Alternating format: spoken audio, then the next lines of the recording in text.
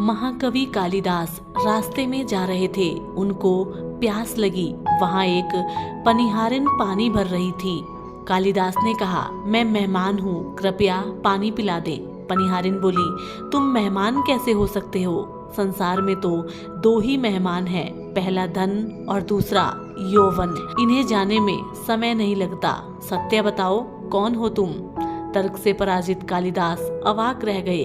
कालिदास बोले, मैं शहनशील हूँ, अब आप पानी पिला दें।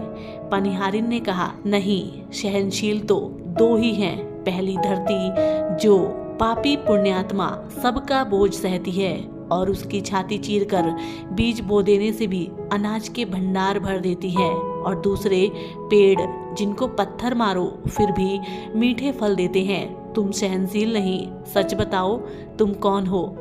कालिदास मूर्छा की स्थिति में आ गए और तर्क वितर्क से झल्ला उठे। कालिदास बोले, मैं हठी हूँ। पनिहारिन बोली, फिर असत्य।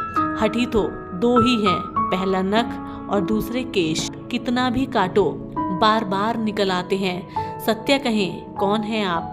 कालिदास अपमानित और पराजित हो चुके थे। कालिदास ने कहा, फिर तो मैं मूर्ख ही हूँ। पनिहारिन ने कहा, नहीं, तुम मूर्ख कैसे हो सकते हो?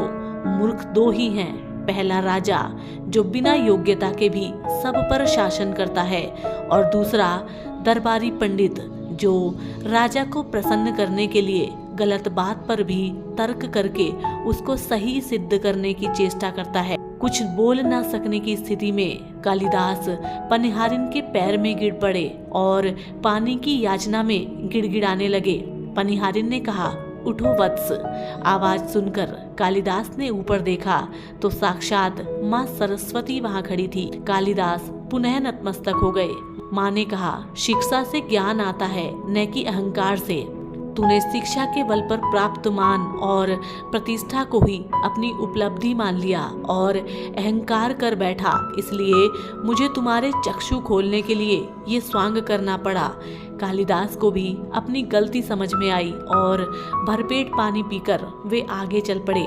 तो मित्रों, इस कहानी से हमें यह शिक्षा मिलती है कि विद्वता पर कभी घमंड ना करें। घमंड विद्वता को नष्ट कर देता है। दो चीजों को कभी व्यर्थ नहीं जाने देना चाहिए, अन्न के कण और आनंद के क्षण।